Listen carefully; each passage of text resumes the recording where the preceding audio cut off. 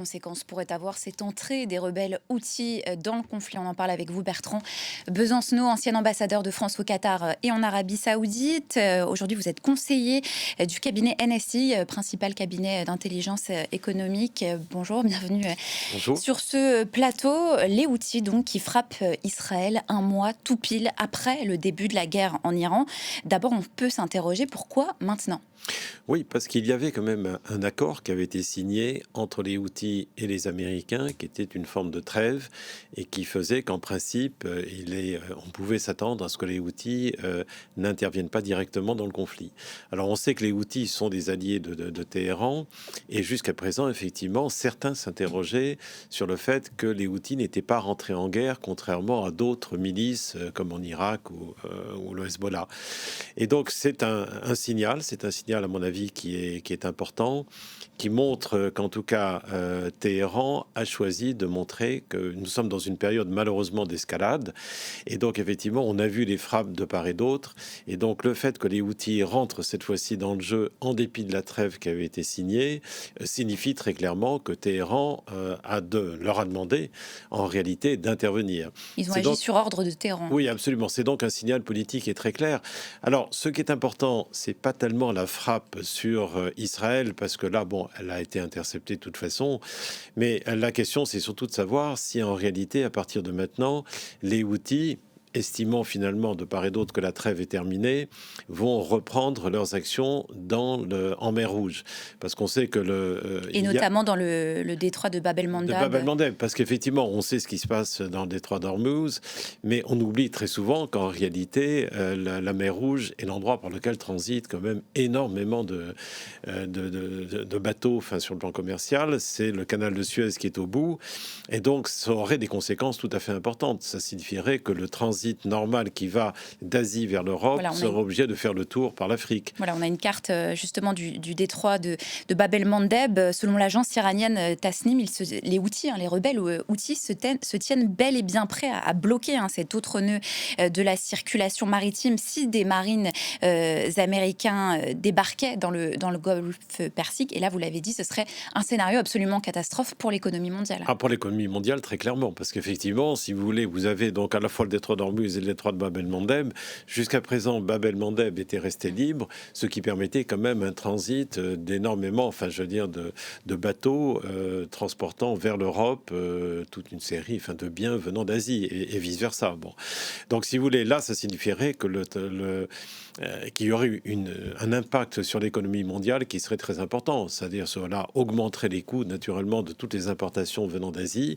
Et donc, c'est un signal de plus. Et si Téhéran le confirme, apparemment, donc ça signifie très clairement que c'est une façon d'essayer de dissuader les Américains de mener une opération sur le détroit d'Ormuz en disant nous sommes capables, avec nos alliés Houthis, de bloquer l'autre détroit. Donc, nous aggravons encore la crise et c'est tout l'objectif de Téhéran pour essayer de dissuader les Américains de poursuivre l'attaque. Il faut préciser que la France est présente dans cette zone puisqu'elle a 2 frégates qui patrouillent en ce moment dans le détroit de Bab el-Mandeb. Oui, tout à fait, parce que nous sommes dans le cadre d'une opération européenne qui vise précisément justement à essayer de préserver le transit à travers la mer Rouge. Donc, si vous voulez, pour le moment, tant qu'il s'agit de frappes uniquement sur Israël, c'est ce que les militaires diront, c'est manageable. Mais si réellement c'est le signal, comme le dit Téhéran, que dorénavant, s'il y a une intervention américaine dans le détroit d'Ormuz, eh bien qu'à ce moment-là, les Houthis bloqueront le Bab el-Mandeb. Alors là, effectivement, c'est un signal très clair. Et ça pourrait entraîner les pays du Golfe dans la guerre. Alors, pas forcément, parce que les pays du Golfe sont de l'autre côté. Non, la guerre, ça a été un peu l'ultimatum tel qu'il a été présenté par le président Trump, qui est reporté maintenant au 6 avril et qui dit si nous n'obtenons pas ce que nous voulons, eh bien nous frapperons les installations électriques en Iran. Du coup, les Iraniens ont menacé en sens inverse de frapper toutes les installations, y compris de dessalement d'eau de mer dans les pays du Golfe.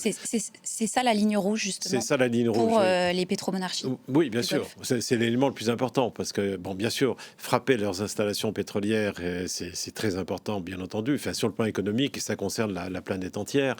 Mais si vous frappez les usines de dessalement d'eau de mer, ça signifie qu'à ce moment-là, les gens ne peuvent plus habiter. Parce que, je prends l'exemple de Riyad, qui est la capitale d'Arabie Saoudite, toute son eau vient en réalité du Golfe.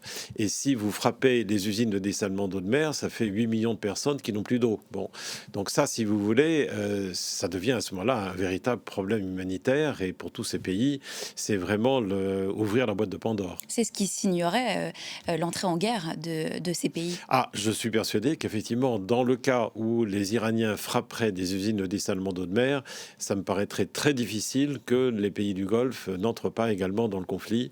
Vous avez remarqué qu'il y a une réunion qui est en train de se tenir d'ailleurs au Pakistan entre l'Arabie Saoudite, l'Égypte, le Qatar et le Pakistan, qui montre bien qu'il y a une volonté de ces pays, bon, à la fois d'essayer d'éviter cette catastrophe, mais en même temps, ce sont des pays qui sont alliés. N'oubliez pas qu'il y a un accord de défense entre le Pakistan et l'Arabie Saoudite, et si l'Arabie Saoudite était amenée à rentrer en guerre, eh bien à ce moment-là, le Pakistan serait de facto, du fait de cet accord, impliqué.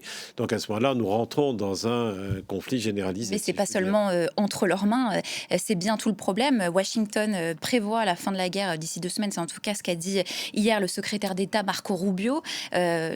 Comment analyser cette prise de parole? C'est un scénario crédible ou pas du tout? Non, mais on sait, si vous voulez, que le président Trump essaye de solder l'aventure iranienne, mais il veut simplement se présenter en vainqueur et montrer qu'il a obtenu quelque chose. Le problème, c'est que la négociation, si on peut appeler ça une négociation, parce que les Pakistanais précisent qu'en réalité, ils servent pour faire un échange de propositions de part et d'autre.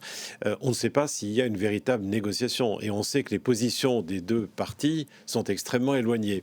Alors, il faut espérer naturellement qu'il y aura un modus vivendi sur des garanties de sécurité et la liberté de circulation dans le détroit d'Ormuz, mais on n'en est absolument pas certain. Et après tout, à 2 reprises, alors qu'il y avait des négociations, le président Trump a quand même démarré un conflit. Il n'est pas impossible qu'il le fasse une 3e fois. Merci Bertrand Besancenot pour votre éclairage. Un mois tout pile après le début de cette guerre en Iran et de la déflagration qu'elle a générée bien sûr sur tout le Moyen-Orient.